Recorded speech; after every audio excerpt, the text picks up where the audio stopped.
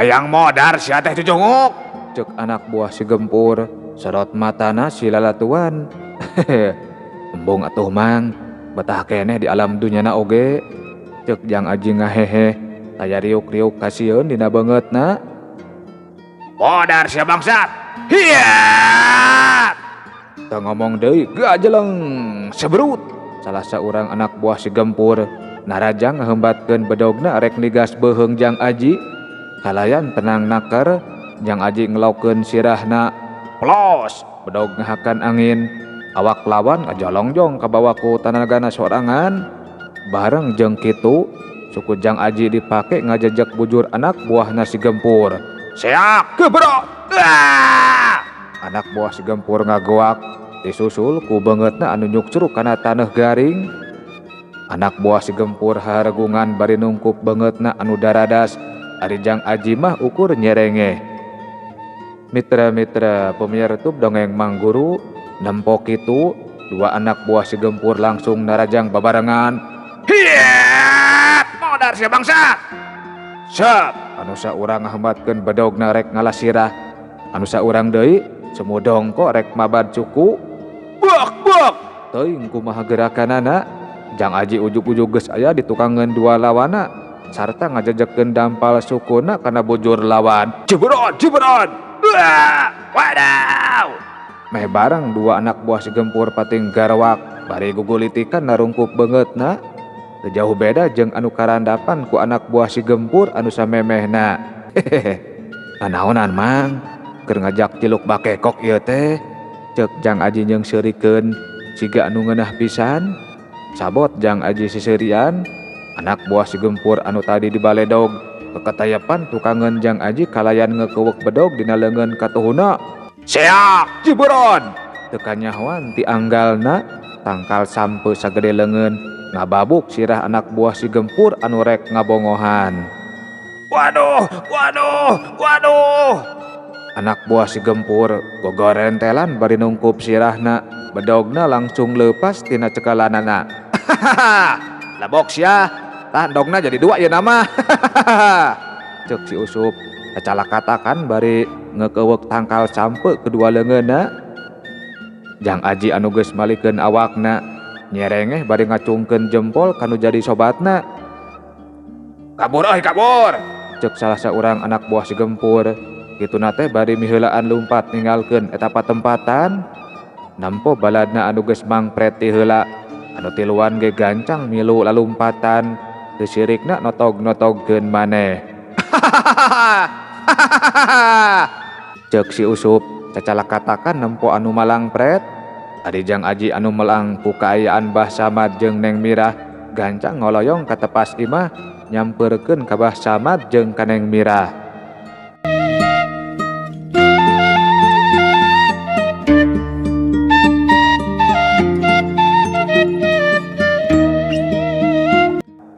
Teu naon Neng oge Abah, tanya Jang Aji.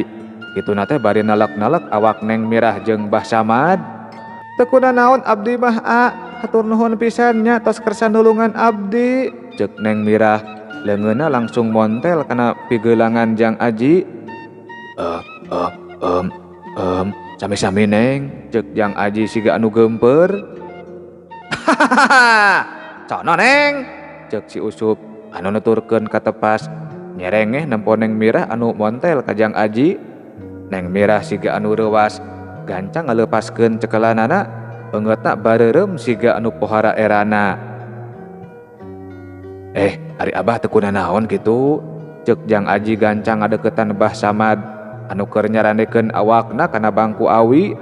Henteu Jang, jadi jajawe bungkus saeucik, tadi teh jejak. Nyahoan pisannya Jang Dawun. Temal Bah Samad semumuringis. Mohon Bah sami-sami, cobi atuh ningal Bah, ceuk Jang Aji. Kituna teh bari ngarampak kana dada Bah Samad udampal leungeun katuhuna. Sajongjongan mah Jang Aji kurang kerung, kalayan dampal leungeun masih keneh napal dina dada Bah Samad. Jakunya nyaon kasep, mawa cai nyai, teu sakalian jeung jahadeuna nya, ceuk Bah Samad. Ngahehe kituna teh ditungtungan ku marentah kanu jadi incuna. Neng Mirah ngan saukur ungeuk bari gancang ngoloyong ka jero imah. Ari Jang Aji jeung si Usup mah dariuk dina bangku awi pahareup-hareup jeung Mbah Samad. Geus lila cicing di pasir karut jeh Jang, ceuk Mbah Samad neuteup ka Jang Aji. Aya anu aneh karasana ku Jang Aji mah, ongkoh kasebutna jalema anu taya pangabisa, tapi sorot matana Mbah Samad teh es tuning nembus kana jantung, matak serab pikeun anu nempona. Yeuh, ditanya teh sia mahnya, ceuk si Usup nepak pingping Jang Aji anu hulang-huleng. Tos lami bah, ceuk Jang Aji arap-ap eueup-eup. Yohor oge ajan babesen hijab teh Jang, tapi omat pula ajigung-ajigunya sing bisa mawa jeung ngamangpaatkeun nya eta ilmu teh. Tetep Mbah Samad anu beuki nancep karasana ku Jang Aji mah. Hatur nuhun pisan kana piwejangna bah, nadapi doana we ti Abah, ceuk Jang Aji semut tungkul. Da kuat pikeun lila-lila paadu tetep jeung Mbah Samad mah. Boing oge jago atuh bah. Kan tadi anak buahna si Gempur oge.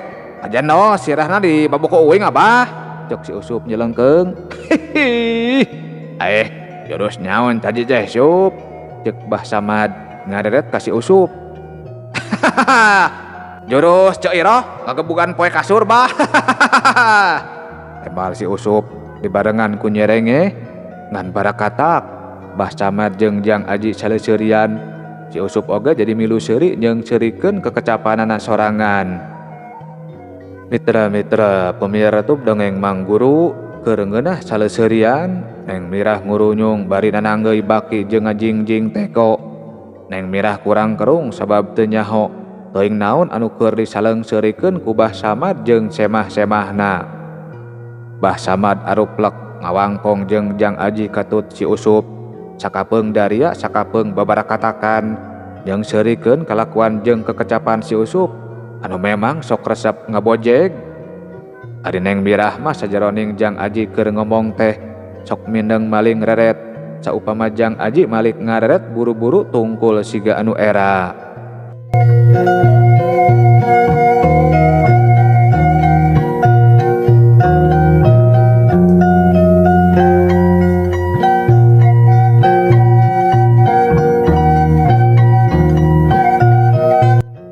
Mitra-mitra pemirsa YouTube dongeng Mang Guru, dina remeng-remeng kaayaan peuting anu kacaangan ku cahaya bulan, narancep dua obor anu nyaangan patepasan hiji imah di Pileuweungan. Seuneu dina obor sakapeung kakalicesan katebak angin, sanajan seuneuna leutik, cahayana cukup pikeun nyaangan 7 jirim anu keur ngariung di tepas imah. Saha si rawun teh hoy? Tanya salah seorang di antara anu keur ngariung. Kalayan nembongkeun pasemon anu pinuh ku amarah. Anu tetela anu keur ngariung teh si Gempur jeung anak buahna. Teuing Kang, ngan anu jelas mah aja wesena lain bantarak-bantarakeun eta pejuh teh. Kuring sabalad-balad oge kasoran ngan saukur dina sababaraha geprakan. Tembal salah saurang anak buahna si Gempur bari ngusapan tarangna anu buncunur. Moal aya anu bisa ngelehkeun aing di semet ayeuna mah. Kan ku aing dicatet. Jadi 2 meureunnya mangkeluk anu kudu diperenan nyawana teh. Kahiji jalema anu ti heula kungsi ngawiwirang aing, anu mun teu salah mah waktu harita disebut Aji ku indungna teh. Indungna meureun eta awewe teh da ngabasakeun mah eta si Sarji teh tah, si wawalek koplok teh tah. Tapi teuing ketang piraku indung jeung anak sarua ngorana atawa teuing kabogohna sugan. Teuing lah teu hayang nyaho perkara eta mah. Anu penting mah anu ngaran si Aji kudu modar dina leungeun aing, ditambah ku jalma anu ngaranna si Rawunnya. Ceuk si Gempur, kituna teh peureupna ti paparakat. Jadi 3 Kang, ceuk salah saurang anak buah si Gempur nyelengkeung. 3 jeung saha ari si laing ha? Ceuk si Gempur netep seukeut. Jadi 3 Kang, jeung jalema anu geus nyerek kuring jeung si Jaed basa ngarampok imahna pupuh di lembur pasir kerut.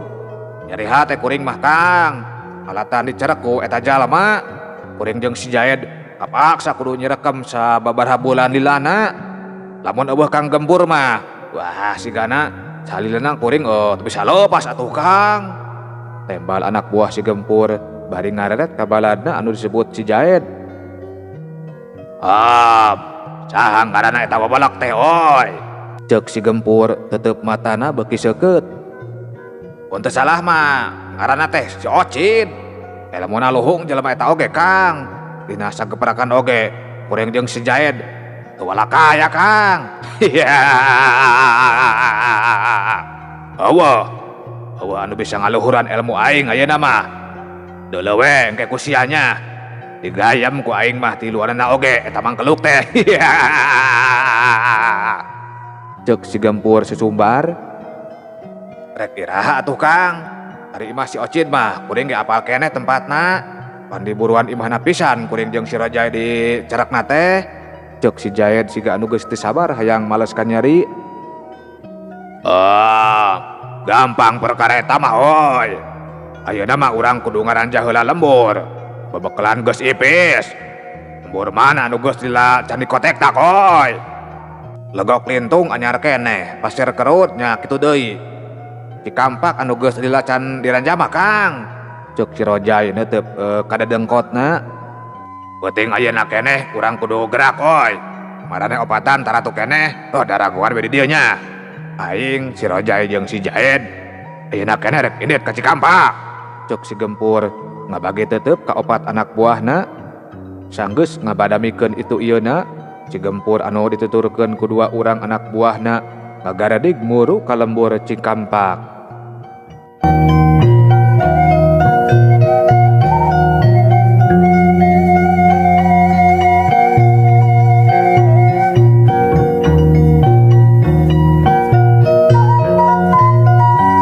Mitra-mitra pemirsa YouTube Dongeng Mang Guru sanggeus ngabadamikeun itu ieuna, si Gempur anu dituturkeun ku dua urang anak buahna ngagaradig muru ka lembur Cikampak. Mongklengna peuting jeung rembetna kakayon leuweung teu jadi halangan pikeun si Gempur jeung anak buahna. Lumayan lila lalampahan anu disorang ku si Gempur jeung anak buahna teh geus liwat wanci tengah peuting karek anjog ka batas lembur. Dabubuhan ari lembur Cikampak mah mangrupakeun pilemburan anu kabilang jauh di tempat panyumputan si Gempur mah. Kade oy, rek kumaha wae carana urang kudu mawa hasil anu mucekil. Kata teu ari ngaranjah anu jauh oge. Ari hasil langan saukur saeutik mah oy. Ceuk si Gempur ngareret ka dua anak buahna sanggeusna nepi ka wates lembur Cikampak. Siap Kang. Meh bareng dua anak nembalan. Kaayaan di lembur Cikampak geus jarempling, jalma-jalma geus tari brasare, ngambah alam pangimpianana sewang-sewangan. Kalayan mata anu rancing geus nitenan kaayaan, si Gempur jeung dua anak buahna kakatayapan ngadeuketan hiji imah anu kawilang gede sarta weweg. Jalan pipir, ceuk si Gempur satengah harewosan, leungeunna papeta mere isyarat ka dua anak buahna. Sanepina ka pipir imah, gancang si Jaed ngalugas bedogna ngalaksanakeun pancena pikeun nyokel panto dapur eta imah. Ari si Gempur jeung si Rojai cingceung nitenan kaayaan di sabudeureun eta patempatan. Klotrek, raket. Antuk namah panto dapur bisa dibuka. Si Gempur ngacungkeun jempolna ka si Jaed anu surah seuri peda asa kapake ku pamengpina. Tetalangke kalayan anggar kakatayapan, si Gempur jeung anak buahna arasup ka eta imah. Mitra-mitra pemirsa YouTube Dongeng Mang Guru, sanepina ka tengah rohangan imah, si Gempur mere isyarat sangkan anak buahna nyalebar mariksa unggal rohangan. Si Jaed kakatayapan ngadeuketan panto kamar anu pangdeuketna. Ari si Rojai mah ngadeuketan kamar anu hiji deui. Reket. Kalayan ati-ati pisan panto kamar dibuka ku si Jaed. Kosong Kang, ceuk si Jaed harewosan ka si Gempur. Pariksa, ceuk si Gempur sarua harewosanana. Si Jaed kalayan ati-ati ngotek-tak ke si kamar anu eueuh panggeusina. Kasur disingkab-singkabkeun, entepan baju dina lomari diawut-awut. Breh ka tembong ku si Jaed aya peti leutik luhureun lomari.